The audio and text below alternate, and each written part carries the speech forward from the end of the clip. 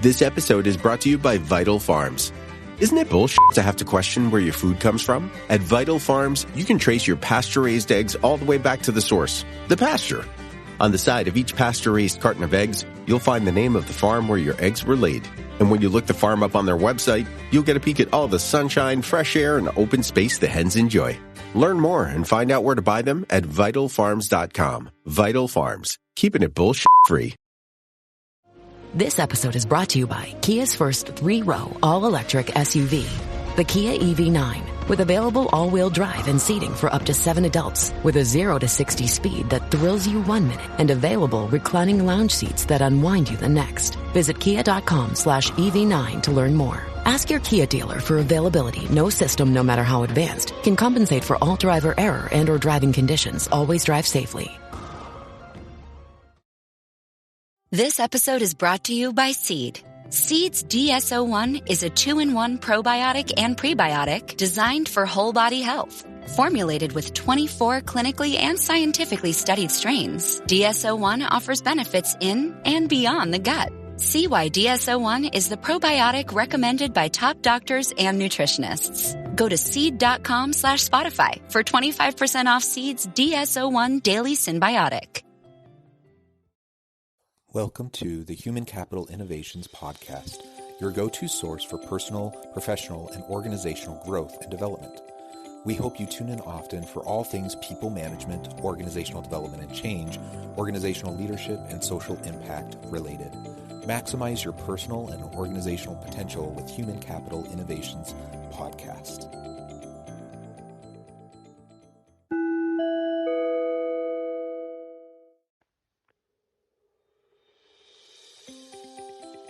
Welcome to the Human Capital Innovations Podcast. In this HCI podcast episode, I talk with Stephen Mitchley about increasing productivity and business performance through prioritizing health within the workplace.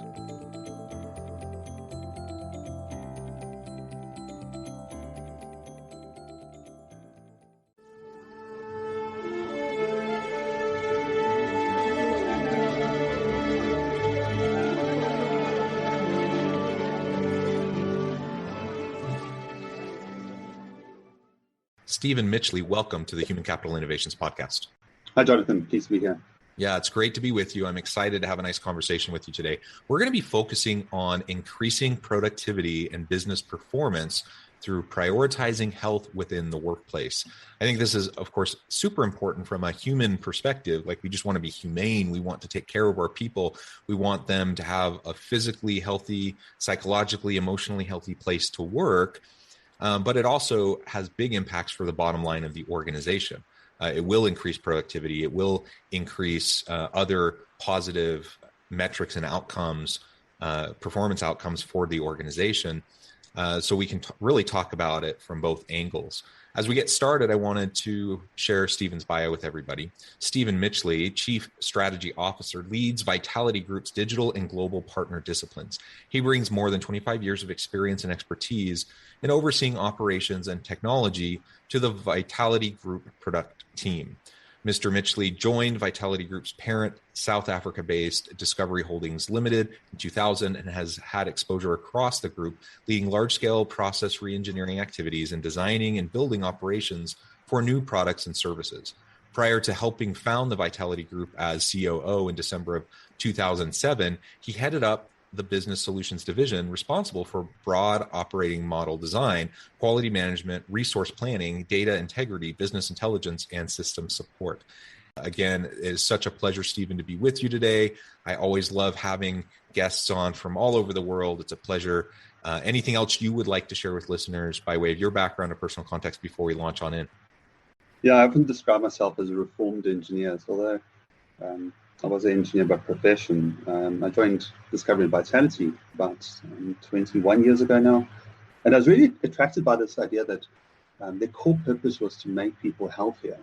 So you can imagine deep level gold mining, heavy technical engineering, and you go, what's this about? What are we doing for society? And starting with the company then, I think we were about 900 staff. I thought to myself, if I have a good day or bad day, at least I'll walk away knowing that I made people healthier. So it's it's I call purpose for making people healthy. I think it's something that really anchors us, and the topic today is really close to my heart. So I'm really looking forward to the discussion. Excellent. Thank you so much for a little bit more background. And yeah, so let's just dive right on in. What is the impact of health within the workplace? And we can think about health broadly. There's lots of different health outcomes. We're certainly concerned about worker stress and anxiety, burnout, but other chronic illness and physical safety. There's all sorts of different elements to this. So what do you see as some of those broad impacts? Yeah, great question. I think something that you spoke about the bottom line. Back in the day, certainly when I was going through my management training, our objective was to maximize shareholders' wealth. And I think John Elkington changed that with a triple bottom line and said the companies have a duty of to report on financial, on social, and environmental. And I think we're strong advocates of saying, well, there's probably a bit more in there that we should be reporting on, especially the health of our people as well. There's a great opportunity for self-insured employers to make not only an impact on their productivity and the well-being of the employees, but also to have a societal impact as well. You think, well, intuitively, I think the listeners would know that a healthy worker or healthy employee is a productive employee. We know that as well. That makes sense. But we've got profound studies globally. So here in the US and the UK, that shows that there's a massive drain on the organization due to absenteeism, presenteeism. Some 38 days are lost on average per year due to health-related impacts. So there's a very direct correlation between your performance as a business and the health and well-being of the population. And we're advocates of investing in that because the returns are pretty substantial. Yeah, and you mentioned absenteeism, and certainly that's a problem. Of course, beyond absenteeism is turnover. That's a huge expense and a problem for organizations. But I also think of things like withdrawal cognition. People who are still physically there, they show up, but they've mentally checked out because for whatever reason they decided that why should they invest in the organization if the organization's not investing in them? That's the situation where people show up to work and then they spend half their day looking for jobs somewhere else. And exactly. So obviously that leads to lost productivity, that leads to negative team dynamics, a whole slew of problems. Yeah, I mean the Rand Europe and Cambridge study was really health-related absenteeism and presenteeism, which didn't take into account these more cultural elements. We do see the Vitality program as being not only a carrot and stick approach with an outcome of lowering healthcare costs. That's one way to look at it, and obviously if you are doing that, you are protecting the bottom line. But it's broader than that. I think there is a sense of a need for the we at work. What we found is we install and support installation of Vitality Champs. So people on the coalface who are gathering around health themes and self-organizing, who go on walks with their colleagues. And there's a lot of community around that particular topic. And obviously that's got a spin-off effect on the broader sense of belonging. Maslow's hierarchy of needs, I think right at the end of his career, he said the most important thing is a feeling of belonging. It's so ingrained in us because we knew at our core that if you weren't part of a team, the line would eat you. You need to be able to contribute. And I think rallying behind common things beyond just the mission of the company is a good binding agent for organizations, and an important one as well. So how can organizations go about prioritizing health of their people if they recognize both the human benefit of belonging, connection, and just health, the humanity of it, but also the bottom line impacts of it? They realize it's going to lead to greater levels of productivity and high performance. So how do we prioritize it? How do we start to put that into action and create the kind of a culture around workplace health and well-being? For me, it's the starting point for me is recognizing what problem you're trying to solve. We do a lot of, in the design discipline, we do a lot of design thinking. So often in product, there's a rush to say, well, let's make this thing look this way. But you really have to take a step back and say, well, that's great concept, but what problem are we trying to solve? And we're great proponents of incentivizing behavior. But then the question becomes, what do you incentivize? What are you trying to overcome? And I put it to most people that health engagement is a bit of a misnomer. You don't really engage with a health plan so much as you engage in the sickness. So you go and see the doctor. That's not quite engaging in the health. And part of the problem and part of the blessing is that we, by nature as a species, are incredibly optimistic. I mean, if we actually think through the last year, the year before that, all the turmoil and the trouble that we've seen, you'd wake up in the morning and you probably wouldn't go to work. You'd be debilitated. But we don't do that. We wake up and we're optimistic that there's something better out there. But that also counts against us. We have this massive optimism about our ability to beat the odds. We have optimism around our performance. We have optimism around the state of our health. You ask the average employee, how have they done in their performance review, and the majority of people say that they're above average, which logically is not possible, but that's the sense of the human spirit. And the same is true of health. Even people with 3-4 comorbidities, 60% of them would rate their health as fair to good to brilliant. So we have this amazing ability to be in denial, which serves us well in some instances, but not so much in health. And I think the challenge for us is to overcome something that we call hyperbolic discounting. So we tend to underweight things that are in the future that we can't quite get to, and overweight the things that are immediate. So very practically, sickness, palliative care is easy to engage with. If I feel sick, I go to the doctor, I feel better. I don't really see the cost because it's typically paid by the insurer. That's engaging in sickness. Engaging in health is a little bit tougher. I mean, the costs are there up front and center. I have to pay for the gym. I have to put the effort in up front. But the rewards are actually a little bit more intangible. You don't get them the day that you do them. If I want to lose weight and I go for a run, it's not like I come back from the run and I've lost weight. I have to run a lot. I have to change my diet. It's a progression. Even then, I've lost some weight. I haven't seen the benefit of this in the future. So we focus a lot on bringing that experience, bringing those dynamics into the present and making it very real and visceral for the individual. One of the techniques is something called Vitality Age, which is an all-risk mortality adjusted age. Very fancy term, but it basically measures how you are relative to your chronological age. If I gave you a score, Jonathan, of your health is at 80%. For me, as an engineer, that was a distinction. I mean, that's brilliant. That's how the mind works. For some people, 70% is not that bad. If I say to you that you're 3 years older than you should be, suddenly ego kicks in, and it's something that you can really relate to. So we really do try and frame things up in meaningful ways. I mean, that's one trick or one technique. And I think the other is placing incentives in the correct places. So being careful about being too outcomes focused. We ran a study in South Africa where we incentivized people for weight loss, and what we found was people didn't succeed, got really angry because not only didn't they get the incentive, but they actually didn't lose the weight, and that's the point. So we flipped that around and incentivized people for trying, doing the right inputs, and the output measures will follow. So I'd say that for me is a key aspect to try and get right. That you realize it's not just about saying, gee, let's all get healthy. It's people have got real issues. So how do you support them in navigating on a whole person basis those issues and make it really personal, specific to them as well? Yeah, so you've talked a bit about the incentives when you're designing programs to help people improve their health and become more engaged.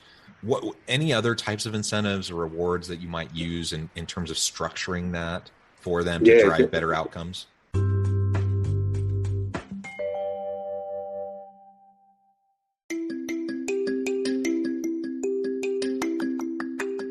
I'm excited to announce the publication of my new book from HCI Press, Bluer Than Indigo Leadership. the journey of becoming a truly remarkable leader. Early in my adult life, I learned about an Asian proverb that translates as bluer than indigo. If you think about the color indigo, it is a brilliant, deep, and vibrant blue, what some would call the bluest of blues. To have something that is bluer than indigo is rare and truly remarkable. Contrary to popular myth, there is no one-size-fits-all or cookie-cutter approach to effective leadership. There's no silver bullet, no secret sauce, no go-to model that will solve all of our problems. The truth is, great leaders have all had their unique strengths and flaws, and have all had to discover and then pave their own distinctive path in their life's journey to fulfill their leadership potential. Bluer than indigo leadership will help you discover your own path and explore those ordinary, everyday actions that will help you respond to an uncertain future and produce extraordinary results for individuals, teams, and organizations.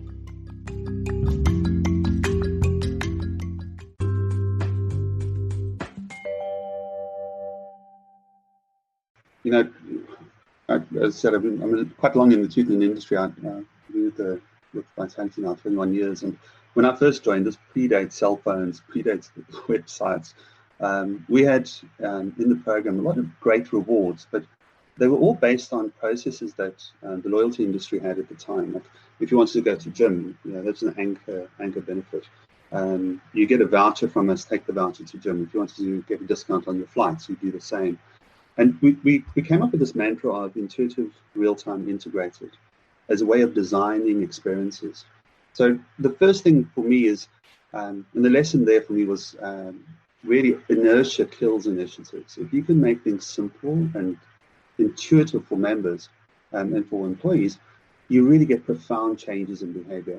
We were able to increase our engagement rates by 900% in 1 year, and our call rate for the program dropped by 27%, just with that simple design philosophy. It turns out that my grandmother was right, and apple a day does keep the doctor away.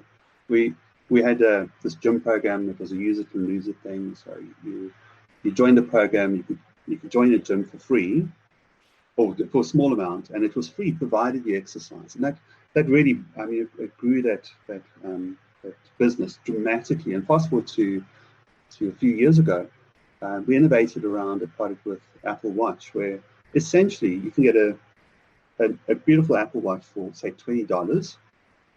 So that's your commitment. And then it's free provided you exercise. So if you don't exercise, you have to pay the watch off over 2 years. So there's amount that comes off every month. But if you do exercise, you don't pay at all. And you'd be amazed at how that loss aversion drives the right sort of behavior. And can we flip that? So I've seen the opposite, where you do all these checkpoints, you hit all these benchmarks, and then at the end you get the Apple Watch. Do you see a difference in giving it up front and then having them pay it back versus the end goal? Yeah, massive. The loss aversion program is far superior. In fact, Rand Europe did a study across 400,000 members, and they showed that there was a 34% increase in physical activity engagement and was sustained over the 2-year period.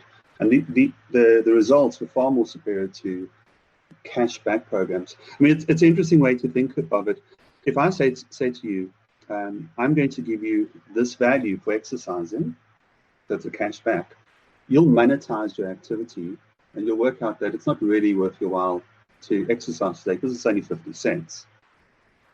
But I flip that on its head and say, if you don't exercise, then we'll charge you for the watch. It's still the same economics, but you get this gearing of the behavior. So it is about putting the right incentive mechanics in place. I mean, a very good one is if you say to somebody, don't do this and you won't die. The threat of a loss of life doesn't really work. We've seen it with smoking. If you flip that on its head and talk about the benefits of healthy activity in your older ages with your grandchildren, you get a profound effect in terms of behavioral change. So a lot of this is about anchoring the behaviors and anchoring the messaging around what ignites that individual in a present context, rather than taking into account carrot sticks that might have the wrong sort of behavior. As you're describing this, My experience with organizations that have wellness programs and various initiatives to try to drive better employee health, they're almost always the opposite of what you're describing. It's almost always the long-term benefit, focused on a reward down the line, focused on, making sure that you take care of yourself so that you don't, get lung cancer in the future, whatever. All these public awareness programs, a lot of organizational wellness initiatives, they're focusing, it sounds like, the opposite of what your research suggests is going to be most effective. And so then my question is, well, why? Yeah. I mean, if the research is so clear, why are people so slow to adopt a different approach? And what are the obstacles, to getting there? I think it is a mindset change. I mean, if you look at the health insurance industry, there's a lot of talk about patient engagement. So I think through that, and I think, well, isn't that the heart of the problem, that we see people as patients? The founder of our company started a health insurance business with the premise that if you focused on the demand side up front rather than the supply side, so instead of focusing on your contracting and all the rest of it, focusing on the demand side, getting people to interact with their lifestyle behaviors, you'd have a profound effect on the risk pool. And this has been demonstrated. I mean, we've got an automobile insurance program where it's very similar to what you'd see here in the States, where if you measure yourself, you get better rates. Now, what we do is we flip that on its head, and you get the benefit immediately. So at the gas station, you get a discount on your gas. But if you don't drive well, then the discount disappears, and you actually get behavior change as opposed to something that is just pre-selection, which is, safe drivers don't mind being recorded, so they will take that product. I think there is a lot of resistance to new ways of thinking. That is part of it, and quite frankly, I think there could be an element of design that isn't evidence-based. That we've seen these concepts successful in other businesses, so it's not. I don't want to report that we're the only people doing this, but I think an industry that says we'll give you value to doing a risk assessment. Yeah, we've never done that. What we've always said is there's value to be attained, and to unlock that, part of the process is to getting to know you, and part of that process is the risk assessment. So we don't monetize that action, because once you've monetized that action, then the next thing becomes more expensive. It's more, you're trying to get people to embrace that you're there to support them, and that you want the experience to be deeply personal for them, not just random cohorts that have been selected by someone, and then you guide them in the process. So I think it's a slightly different mindset if you start with a consumer in mind rather than the outcome to the risk pool in mind, which is quite frankly often what I see, that the objective is to lower the risk pool, but we don't approach it in a shared value approach, which basically says, if I would benefit from this behavior, how could I take some of that benefit and channel it back into the person that is creating the benefit? Yeah. I mean, I think this is really important stuff for anyone listening today. Think about how your organization is structuring these types of programs, what your kind of motivational philosophy is for people. And are you doing more of an extrinsic carrot stick kind of an approach to drive, more healthy behaviors, or are you finding a way to tap into intrinsic motivation of individuals? And that was one thing that struck me as you described the difference between talking about someone's, danger of dying versus the ability for them to enjoy, later life with their grandkids and have fun with them, right? Like that's tapping into my internal motivation, that, my love for family, my desire to be there for them. It's your why. Exactly. It's my why. Exactly. Yeah. And so how often are we tapping into the why behind behavior in the workplace, whether it's health related or a variety of other types of issues, versus, we create these extrinsic types of motivators that kind of work, but often don't work as well as the intrinsic. Yeah. No, I think you also need to, just coming back to the point of the triple bottom line. I mean, as an organization, most companies are looking after the health, paying for the health of their employees, being self-insured. And some are obviously small and fully insured, but self-insured employee, yes, there's value to you in productivity, there's value to you in a lack of presenteeism, there's value to you in lowering those costs, but there's also societal value. I mean, the one we've spoken about, which is the cultural elements. If people do feel that you love them, you are looking after them, that's where you're coming from. There's benefits there, but there's broader societal impacts as well, which we've seen with being health insurers in both South Africa and the UK, very large health insurers with massive data about actual claims, actual life insurance, actual death, that engaging on this Vitality program actually has a very positive effect for folk relative to their risk of COVID. And we developed a COVID resilience index based on Vitality engagement. So we've seen that people who are highly engaged, notice I said engaged, not active, people highly engaged demonstrate an 11% lower risk of hospitalization. And even those that are slightly engaged were to 6% lower. So I think there's a broader spin-off effect that you get on engaging with folk, to engaging in their community, engaging in their health. It's not just about your bottom line. It's also about the impact of that individual's journey on in their life and how they're going to experience better quality of life later on in years. Are they increasing their lifespan? Are they increasing their health span? Will they be well looked after? Or will they look after themselves as they get older? So, it sounds ethereal, but quite frankly, it's not. It's a very practical and very, very deep responsibility that we have in terms of looking after an employed base. It's not just that, the quid pro quo, that Taylorist, give people money, you get something back. But I think it's far broader than that. Stephen, it has been a real pleasure chatting with you about all of these elements. And I completely agree about the triple bottom line, kind of having this general approach towards general public well-being with how we're approaching workplace health and prioritizing that within the workplace. Clearly, there's so many outcomes and benefits to organizations for focusing on this for their bottom line, but also for the individuals within their organizations, for society as a whole. And ultimately, I think this needs to be something of greater focus and prioritization.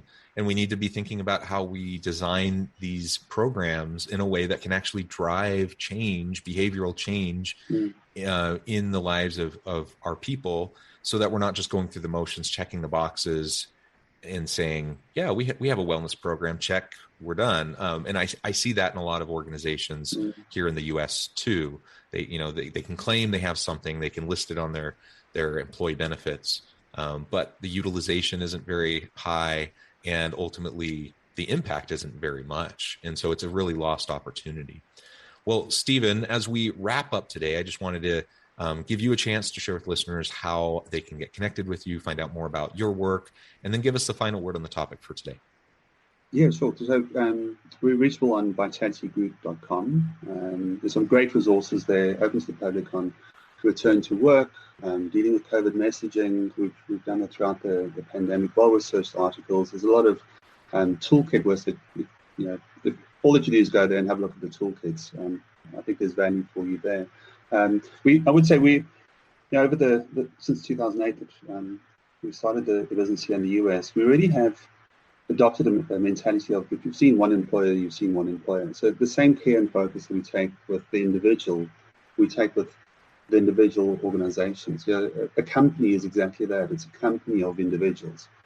So the culture, the pains, they all are going to be a slightly different context, a slightly different problem to solve.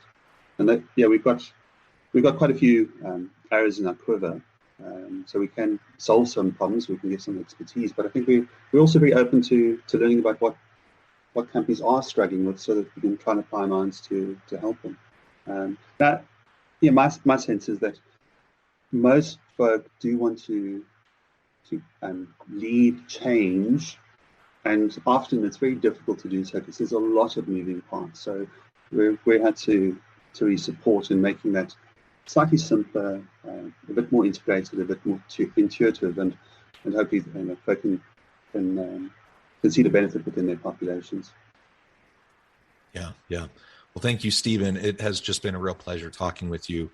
I feel like we've only scratched the surface. I encourage listeners to reach out, get connected, look more at your organization's research, figure out ways to leverage that and to make, a real difference in your organizations. I encourage people to get connected, reach out. And as always, I hope everyone can stay healthy and safe, that you can find meaning and purpose at work each and every day. And I hope you have a great week.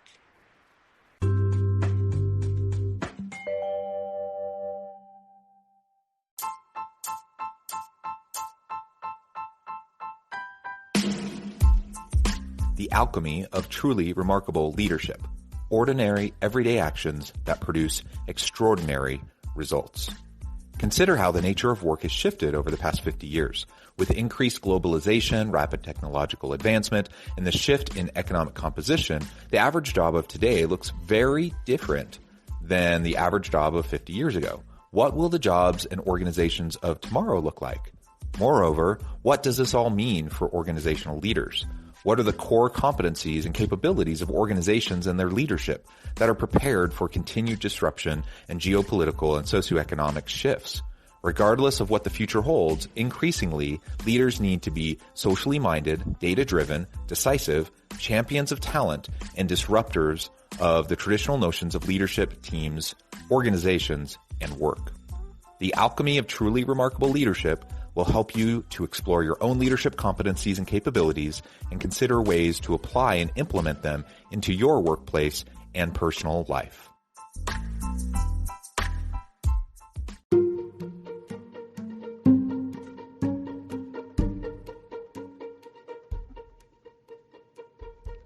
Check out Human Capital Innovations magazine, Human Capital Leadership. Human Capital Leadership is a free, interactive e-magazine with the mission to help individuals, leaders, and organizations find innovative approaches to maximize their human capital potential. We publish issues quarterly in August, November, February, and May. Take a look at the latest issue and let us know what you think.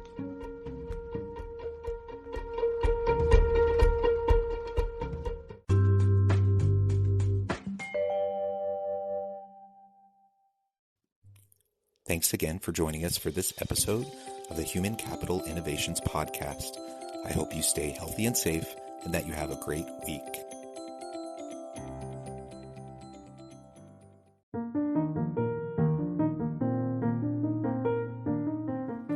Check out our new weekly LinkedIn newsletter, Alchemizing Human Capital, exploring industry trends via original research and interviews with executives and thought leaders from across the globe. We look forward to having you join us.